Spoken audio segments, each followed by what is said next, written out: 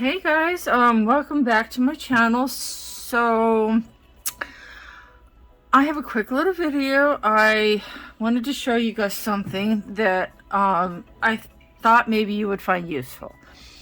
So I have issues with backgrounds. I'm not very good at it, to be honest.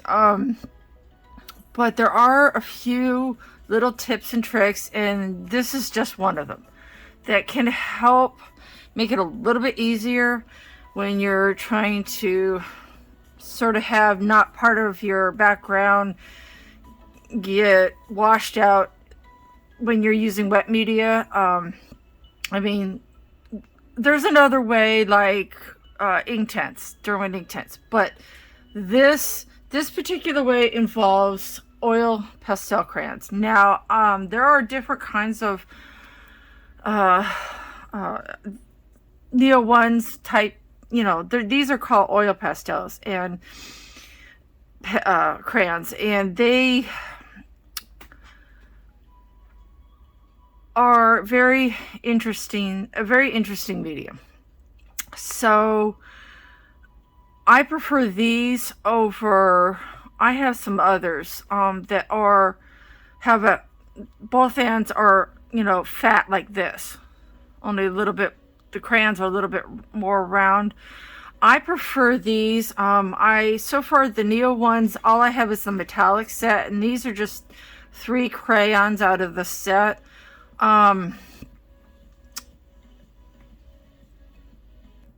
They can range anywhere from $20, give or take a few cents, on Blick, to 18 pounds, or $18 on Jackson's Art Supplies,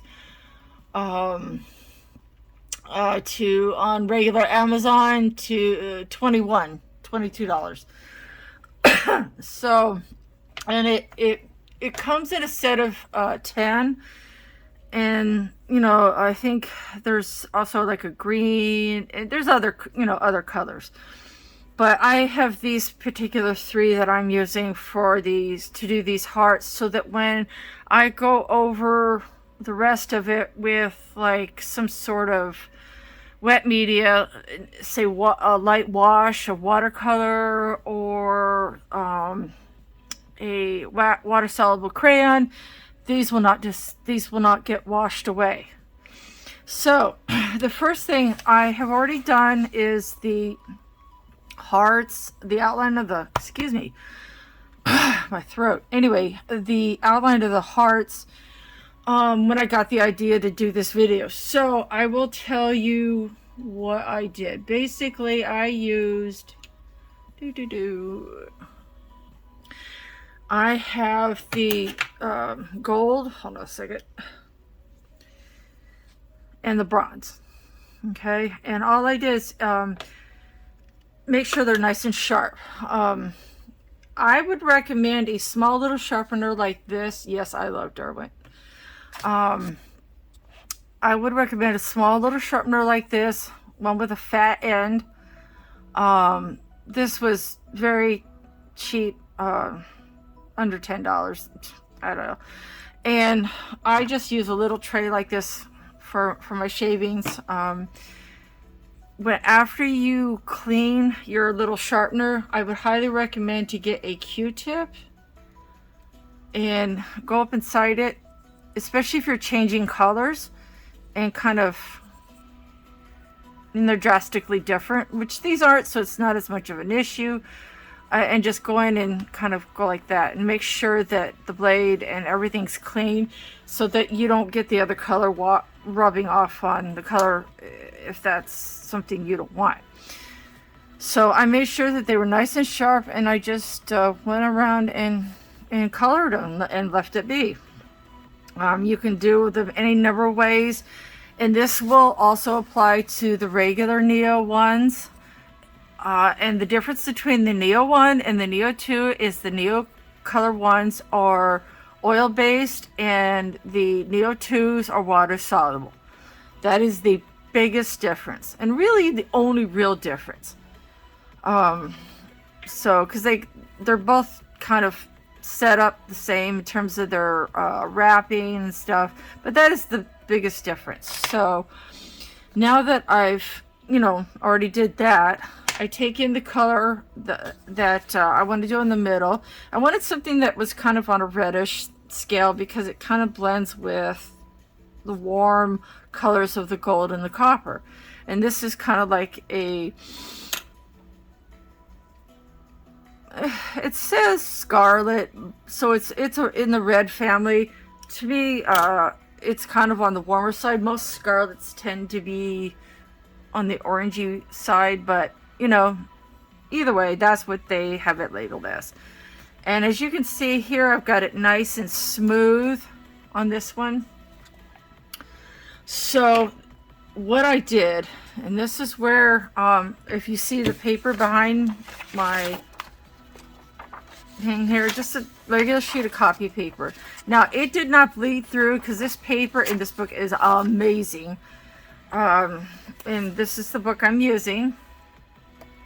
It just came out a few months ago. It's really by Camelia DeErico. She has several pop manga books, Cute and Creepy's, and one that came out around Halloween. It's a great book. So, that I made that little plug. What you want to do is, first of all, you want to color and I did not blend that out very good. So, I'm going to actually do something. I was looking at this and I did not blend it out very well. You want to have and excuse the dirty rag, after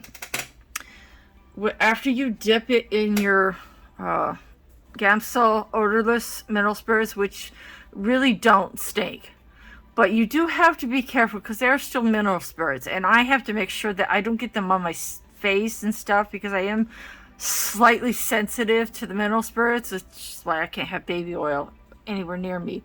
But after you've dipped it in that a little bit, you want to take it and just either a paper towel or a rag and just kind of blot it out, because if you just go straight from the mineral spirits to whatever you're working on, you're going to have it's going to basically strip your oil pastel or your wax, because it works on wax pencils too. It's just going to strip it right off the paper, and it's going to cause it to bleed through really heavily. So I highly recommend just dabbing it on this first. And I could see that I did not blend this very well, so I'm kind of going back in a little bit and just kind of, and it will push the oil pastel around a little bit. So, you kind of have to be cognizant of where you're pushing, where you're going with your Q-tip. And you also have to be careful how much you go at it, because it will, as I said, it will eventually strip most of the pigment off. Not all of it, but I would say a good 60-70% of it. So you really do have to be careful, how much you go with it, or it could lift it more than you want. So, having shown that to you, what I'm going to do with one of the bigger hearts, and also be very careful that you don't spill this. Always put your lid back on, like I just did not do. Because I will tell you that when this spills, I had this thing almost full, and when it spills, the smell is extraordinary. Because it's odorless, but when you have that much of it in the air, it is going to stink. And it got all over everything. Oh my God. And, this stuff is a little expensive. It can run, if I remember, because I've had this bottle a while, it can run about $20, I think, for a bottle. $15 to $20, maybe more. I think maybe $30, depending on the size. So, and you don't want to, poison yourself. So, just be very careful. Keep the lid on because it will evaporate. And also, if you, like I said, if you spill it, oh my God, you don't want to do this, okay? You don't want to do it. So Just word to the wise. So let's go to the bigger one, and also be cognizant of where you're putting your hand. I should have one of my little things on. I don't. It's a little sleeve that you can glove that you can put on that basically covers these two fingers and this part of your hand so that you're not smearing stuff. So I've got to be careful that I don't do that. See, I'm kind of being mindful of where I'm putting my hand. So let's do this one since it's the biggest one. And I'll make sure I'm going to bring you guys in a little bit. My phone is being kind of stupid. Okay. Oops, sorry. Okay. All right, let's go in. There we go. Okay. All right. So let's get this over here. And you, first of all, you just want to lightly color in. You don't want to go too hard and heavy with these. I mean, you can, I guess, but for this particular application, you don't really want to. I wouldn't. I have, and I just end up with a lot of excess pigment. And also these are really pigmented, much like the Neo 2s. They're very pigmented, so you don't need, less is more here. All right, you want just enough to cover it, most of the white of the paper. I mean, you can go a little heavy if you want. The more you put down, the more you're going to have to push around. Okay, so if you want to have a lot to push around and you want to be able to sort of mush it around for a while, then you can go harder with the crayon. But in this particular application, I don't need a lot. I don't need it to be super dark. I just want it to be enough to cover the paper and, show up decently and cover the white. It doesn't need to be like super, super dark. Because I can always go back over it if I really want to. The purpose here for this is to make it so that when I do the background with the wet media, that this stays put and doesn't go anywhere. Okay. So, and also rotate your crayon every so often, much like you would your pencil. And also by not going heavy, you kind of decrease the streak marks, which we're going to get rid of in a minute. So, okay. You don't have to get every single nook and cranny here, but you want to get a decent amount of coverage. Okay, that should be good enough. So, what you want to do now... Sorry, it is so hot out, you guys, today. Seriously. And we're about to get a storm, so it's humid as all bleeding get out. Oh, my God. AC is my friend, especially at 54, y'all. AC. And my extra set of helping glasses are my best friends. Okay, so after I've dipped this in here a little bit, and be careful if you buy like the cheap ones from the dollar store, be careful, because this is what can happen. Yeah. Just definitely also be careful not to knock that over. Just blot it a couple of times. 2-3 times will be more than enough.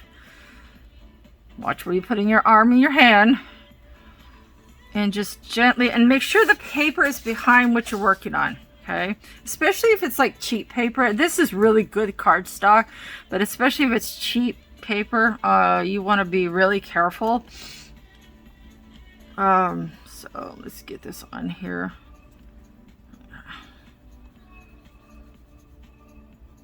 And also rotate your Q-tip every so often, because the as you can see, it's accumulating on the Q-tip, because it's picking up that crayon. And also after a while it won't smudge and smear as much, because the crayon, the Neo 1, will have sort of covered the Q-tip up, enough to where it won't smear nicely and evenly. So just keep an eye on your Q-tip. If it looks too, you know, too covered, like that's starting to get too much. It's not yet, but you'll know when it dries, and it dries very quickly, by the way. But if you want to speed it up, you can use a little heat gun or a small little travel blow dryer. I know I've shown you before what I use, but I'm going to show you again because it's absolutely worth it. It was under like $20. This is the best thing ever. On high, I've actually sort of gotten a little burned, so you do have to be careful. This is a very powerful little blow dryer. It does more than what I need it to for drying things. Now, as you can see, that is, I still got a couple little spots, but my you see how covered that is? Okay, so I need to get a new one since that one, yeah, we won't talk about that. Now, you won't need to stick this one in as much, just a little, like just a partial dip. You don't want to full on dip it in there, okay? Just a partial dip. And maybe just one or two little things here, because you just want a little bit to kind of finish smoothing it out. You don't want too much this time because you don't got as much pigment to push around, and I don't want it to get picked up by the Gamsol as much, because I don't have, most of it's already gotten smudged and picked up. I just am kind of going over the spots where the Q-tip had gotten too covered by the Gamsol dipped Q-tip, and so it didn't really blend it nicely.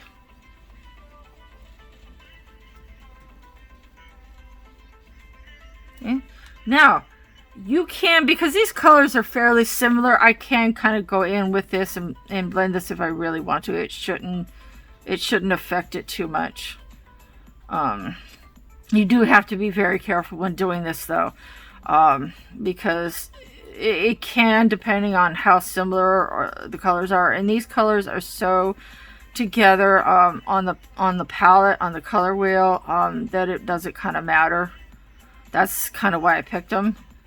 But if you're doing smaller areas, you'll want a Q-tip like this. These Q-tips are amazing. Like, I go through a ton of these things. I got them on Amazon, but I think they can be gotten at, like, you know, any of your drugstores and stuff. But if you want to get a smaller area, and I don't need to re-dip this one because I don't want it to get, I don't want too much of the pigment to get picked up. I just want it to smush around so the Gamsol that's on there is sufficient for what I'm doing. You really do have to be careful you don't over apply your Gamsol, because you can overwork the area, I guess is the word I'm looking for. So I'll show you a little bit. Dip it in. Always dip on here, always, unless you have a ton of pigment to push around, then it might be all right. And just lightly go over. You don't want to, you know, go over with a heavy hand. Very gently, just to kind of smooth it out a little bit. And be very careful when you're, you know, as I said, when you're doing different colors, be very careful. You know, you might, some colors you might not want to like blend together. These ones, it doesn't matter for me. And you see how well that really just totally does that. I'm working on another one down here. Just kind of blending it out a little bit. And if you happen to smear outside the area like I did right there, I don't know if you can see that, let it dry, okay? Let it dry first, because, or get a Q-tip and kind of go like this. You will pick up some of that pigment. See how it picked up? Well, you can't tell, but it did. It picked up some of that. If you're lucky, it'll get all of it. But if you're not, get one of these little babies. I swear, it took me a long time to get that. Oops, sorry. Get hit, very trigger sensitive. This one has a thing where I can put in a bigger, take out the little part and put in a bigger eraser. But I really like this detail one. It's by AFMAT. It came like a 2-pack. It was great on Amazon, yeah. And just go in and you know, tidy it up. Now you do have to be careful if you're going to put a wet media background. Don't go too hardcore with the eraser, because the wet media will adhere more heavily to an area that's been erased, especially by one of these.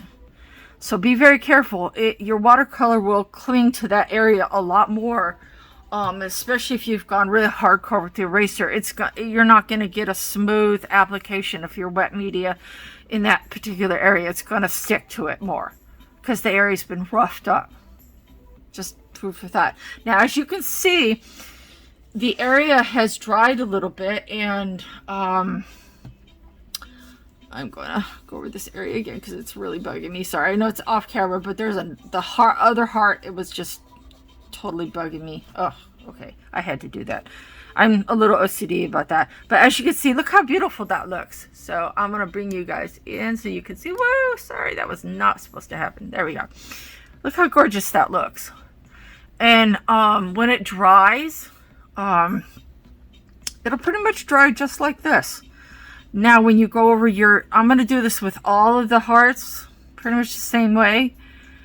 And when I go over with my wet media and my background, these will not, the water media will just glide right over it. It won't stick to any of these hearts. If you cover it completely like I did, it's just going to glide right over it and slide right over it. And it will save you a ton of trouble and effort. I mean, you can just do the background and then go back in with the hearts, but this is just one other way that you can do it. So, what I will do is I will do the rest of the hearts, and then I will do my background, and I will show you what I mean with how it glides over. I'll show you a couple of hearts, and I'll do a couple of the hearts with the wet background, and I'll show you what I mean, how it just goes right over it. It's amazing. Okay, so as you can see, I have colored the rest of them. I did make a little Ipsy here. You do have to be careful with those the Neo ones and any oil pastel, as you may or may not be able to see over here. I did get a little bit outside it, and it did not, as I was telling you, it's only gonna come off maybe 60-70%.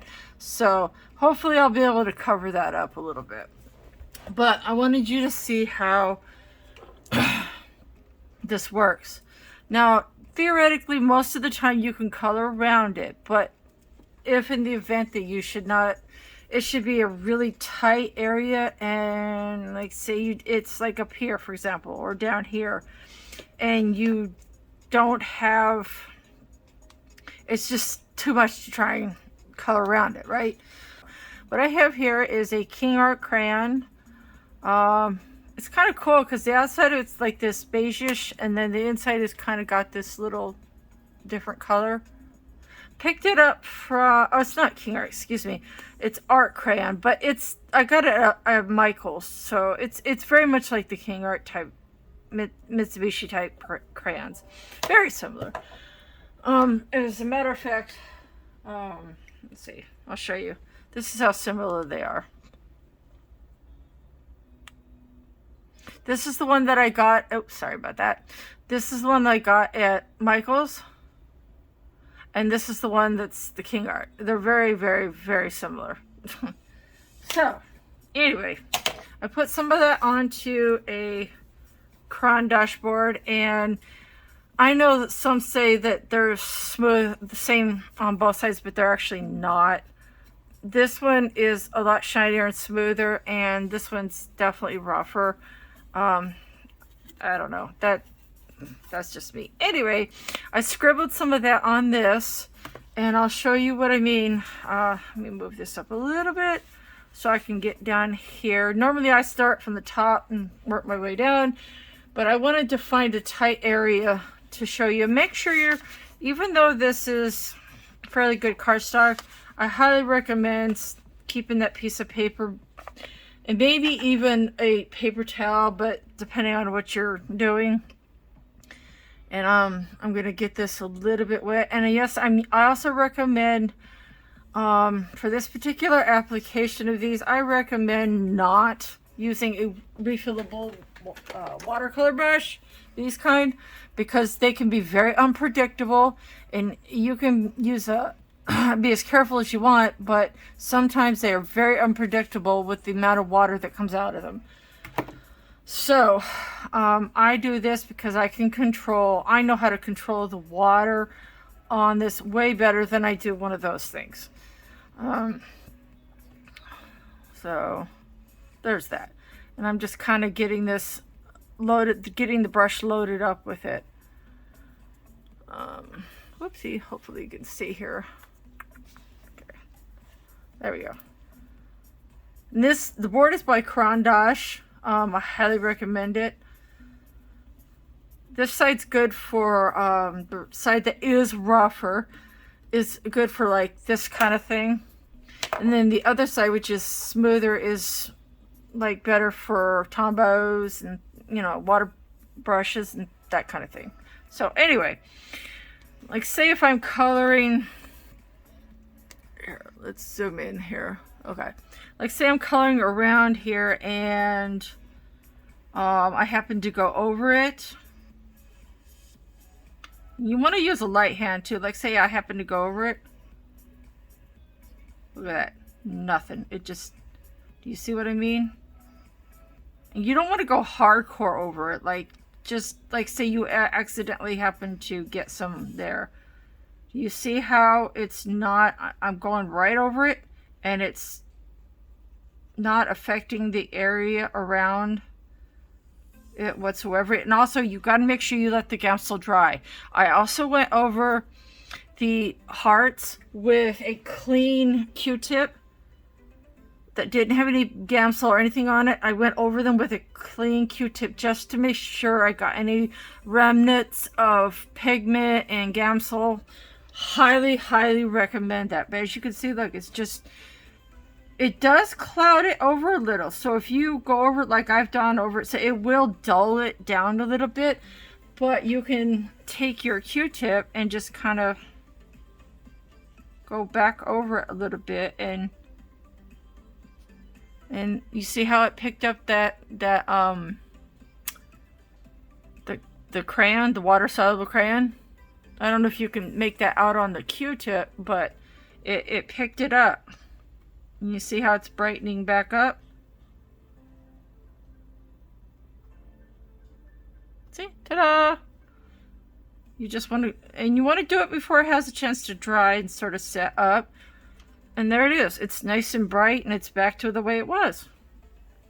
I mean, it's remarkable.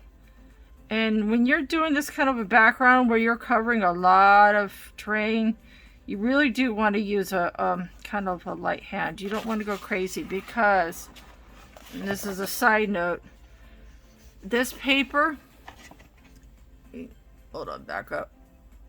This paper is really good, but as you can see right here, it is a little bit, you know, you can tell that some water stuff has been applied to the other side. So you really just want to keep an eye on the other side of your paper. I don't have any clear gesso down on this. So once the paper has had enough, you're going to know. Because the other side, it will bleed through. So because I'm not using any of that, I really have to be careful.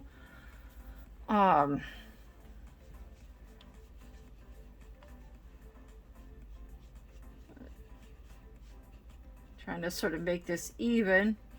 I clearly had a lot more pigment on this part right here than I did this part, which is why it looked a little funny.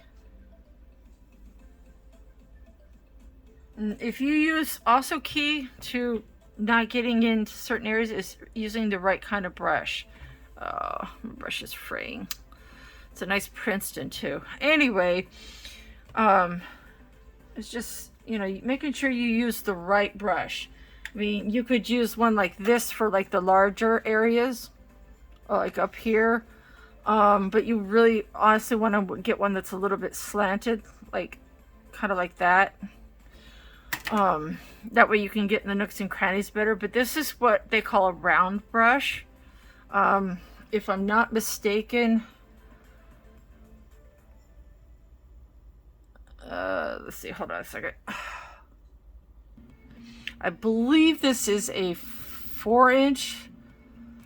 I'm not 100% sure. It's either 4-inch or 6-inch. For some reason, the thing on here, it's a Cotman, but it has it, I think, in like centimeters, and I don't know how to make the translation, but it's either a 4 or 6, but it's a round. And that's the kind of tip that really is like the most versatile.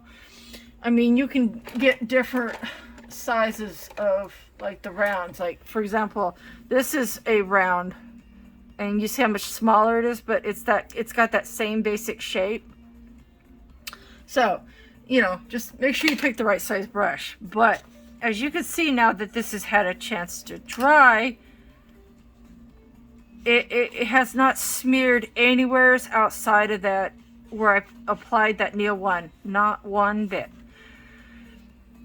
So let me remind you, one of the key things though, I'm going to say this again because it's worth repeating, to make sure you get a clean Q-tip and go back over, or if it's a larger area, cotton ball, and go back over it lightly before you put down your wet media. That way you get up any residue of pigments or Gamsol, because then that can cause it to smear. Okay, so it's super important that you do that, or you can have a problem. So let's do one more area and I'll show you another area. Let's see, make sure you guys can see. Okay, there we go. So I'm gonna go over it. Make sure I have the brush loaded up really good. And I'm just going to kind of go over it a little bit like you would if you were trying to sort of paint around it, but you can't 100% do it, which is, I think, a lot of the problem. And you end up getting bits of it just because you can't avoid all of it, you know. And as you can see, it's not smearing at all. I'm going over it, like straight up over it, and it's not smearing. It may look like it is, but it's not actually. That's just this pigment of this gel crayon. That's what you're seeing. Now, remember what I told you. Get the cotton ball and gently, and I mean gently, go back over it.